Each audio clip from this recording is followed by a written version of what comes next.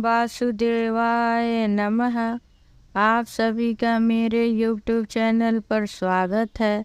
आज मैं आप सभी को कार्तिक मास में सुनी जाने वाली कथा सुनाऊंगी।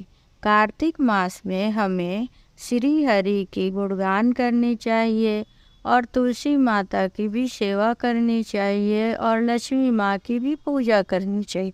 ऐसे तो हर दिन हर पल भगवान की आराधना, मनन, पूजा, मनन, ध्यान हर कोई को करना चाहिए और वो हमारे आस पास ही रहते हैं। लेकिन कुछ खास दिन मान्यताएं होती हैं कि इस दिन इस भगवान की पूजा, इस दिन ये त्यौहार, इस दिन ये व्रत, ऐसा रहता है हमारे हिंदू सनातन धर्म में। वैसे ही हमारे सनातन धर्म से अनुसार कार्तिक माह जो है वो बड़ा ही पुण्य वाला और धार्मिक माह इसको माना जाता है, क्योंकि ऐसा मानना है कि सारे देवी देवता कार्तिक मास में भूलोक पे ही निवास करते हैं और विचरण करते हैं। और इस मास में ही श्री हरि का 4 मास से जो सोए रहते हैं वो देव उठने एकादशी के दिन उठते हैं और मांगलिक कार्य होती है। तो इसलिए हमारे जीवन में कार्तिक मास का बड़ा ही महत्व है। मैंने पिछले वीडियो में आप लोग को बताया है कि कैसे कार्तिक मास की स्नान करनी है और कैसे दीपदान करनी है। आप उसे ज़रूर सुनिएगा। आज मैं आप लोगों को पिछले वीडियो में एक कथा सुनाई थी, आज दूसरे दिन कार्तिक मास के मैं एक और कथा आप लोग को सुनाती हूँ। एक गांव में एक बूढ़ी माँ रहती थी और उसके बेटा बहू थे। वो बड़ा ही पूजा पाठ करती थी, हर पर्व त्योहार मनाती थी। जब कार्तिक मास आया तो वह अपने बेटा से बोली कि बेटा, मुझे गंगा स्नान करना है। मैं कार्तिक मास में जाके 1 महीना गंगा स्नान करना चाहता हूँ। तब उसकी बहू बोली कि अरे माँ जी, मैं भी चलूँगी गंगा स्नान के लिए। तो बूढ़ी माँ बोली, अरे तुम जाके क्या करोगी, कम से कम मैं जाऊँगी तो पीछे तुम तो रहोगी घर का ध्यान रखने के लिए। नहीं, तुम मत चलो, तुम घर पे ही अपना रहो, मैं जाती हूँ स्नान करने के लिए। फिर वो बूढ़ी माँ का लड़के ने टिकट निकाला और उनके जाने का व्यवस्था किया और वह हरिद्वार के लिए चली गई। इधर जो बहू थी वो बहू बहुत मन ही मन दुखी थी कि माँ जी चली गई हरिद्वार स्नान के लिए और मैं नहीं जा पाई। ऐसा सोच के वो दुखी थी। फिर उसने मन में सोचा क्यों ना मैं यहीं पे घर पे ही ऐसा करूँ कि कार्तिक स्नान मैं कर लूँ। फिर वो कुम्हार पास गई और बड़े बड़े 2-3 कुंडे बनवा के लेके आई और कुंडे में वो पानी भर देती थी और सुबह ब्रह्म मुहूर्त में उठ के वो कुंडे में बैठ के स्नान करती थी।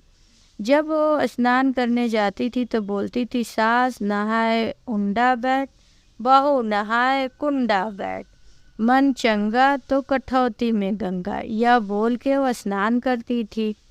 एक समय की बात है कि उसकी सास जब उधर स्नान कर रही थी हरिद्वार में तो उसके एक नाक का कील था जो गिर गया। वो बड़ी दुखी हुई और सोचने लगी क्या कि मेरे सारे जेवर तो बहू के पास है, बहू वो जेवर ले लेगी और यही मेरा एक नाक का कील था, ये भी पानी में चला गया, गंगा जल में प्रवाहित हो गया, मैं क्या करूँ। ऐसा वो चिंतन करती रहती थी।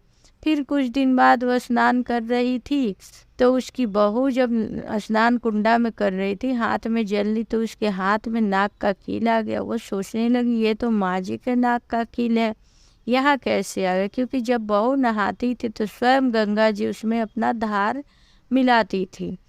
बहू को ये बात नहीं पता थी। फिर एक बार उसने उस नाक को कील को ले जाके अच्छे से रख दिया माँ जी के जहाँ उसके गहने थे। फिर दूसरे कुछ दिन बाद उसकी सास नहा रही थी तो उसके हाथ में अंगूठी थी, वो भी ऐसे ही गंगा जी में गिर गई और वो इधर जब बहू नहा रही थी तो उसको मिल गई। लेकिन सास बड़ी दुखी थी, ऐसा क्यों मेरे साथ हुए, मेरे नाक के कील भी चला गया और अंगूठी भी चला गया। वो दुखी थी। इधर बहू को जब अंगूठी मिली तो वह फिर से ले जाके माँ के गहनों के पास रख दी और जब भी नहाती थी यही बोलती थी, सास नहाए उंडा बैठ, बहू नहाए कुंडा बैठ, मन चंगा तो कठौती में गंगा। इस प्रकार कार्तिक माह का 1 महीना बीत गया। उसकी सास जब घर पे आई तो उसने अपनी सासू माँ से बोली, सासू माँ आपका जो नाक का कील और हाथ की अंगूठी थी वो मैं जब स्नान कर रही थी तो मुझे कुंडा में मिला, यह देखिए। वो दिखाई और दी तो उसकी सास आश्चर्य से देखने लगी, तो मैं तो ये हरिद्वार में मुझसे खो गई थी, इसको कहाँ से मिल गई। उसने कहा, माँ जी जब आप स्नान करने हरिद्वार चली गई तो मुझे बड़ा ही दुख हुआ कि मैं क्यों नहीं कार्तिक मास में स्नान करने जा रहा हूँ। फिर मैंने विचार किया और कुम्हार के यहाँ से 3 बड़े बड़े कुंडे बनवा के छत पे रख दिया और उसमें मैं पानी भर देती थी और ऐसे बैठ के मैं नहाती। तो हमेशा सोचती थी आप कितनी भाग्यशाली हैं कि आप गंगा जी के तट पे स्नान कर रही हैं। फिर भी मैं मनन गंगा जी को याद करके स्नान करती थी। तब उसकी सास बोली, कौन से कुंडे में? तो वो अपने छत पे लेके गई और 3 कुंडे वहाँ दिए। वहाँ तो तीनों कुंडे स्वर्ण के बने हुए थे। वह देख के आश्चर्यचकित हो गई कि अरे ये तो मैंने मिट्टी के बनवा के लाए थे, ये सोने के कैसे हो गए। सास को समझते देर न लगी कि कार्तिक महाराज की इस पे कृपा है, श्री हरि गंगा जी इसे आशीर्वाद दिए। तब सास बोली कि हे बहू, मैंने तो गंगा जी के तट पे जाके स्नान किया, फिर भी मेरा मन पूरी तरह से पूजा पाठ में नहीं था। मेरा ध्यान इसी में था कि मेरे जेवर कहाँ हैं, मेरे जेवर खो गए। लेकिन तुम घर में ही रह के सच्चे मन से माँ गंगा को याद करके और कार्तिक माह का तुमने स्नान किया, उसी के फल स्वरूप तुम्हें यह तीनों कुंडा स्वर्ण के होके मिले हैं। इसलिए तुम मुझसे अच्छा तो तुम ही हो कि घर में भी रह के तुम्हें साक्षात गंगा दे जी ने दर्शन दिए। बहू और सास दोनों खुश हो गए और एक दूसरे के गले मिलने लगे। इसका आज मैंने आप लोगों को यह कहानी सुनाई, यह कैसी लगी कमेंट बॉक्स में बताइएगा। लाइक कीजिए, सब्सक्राइब कीजिए।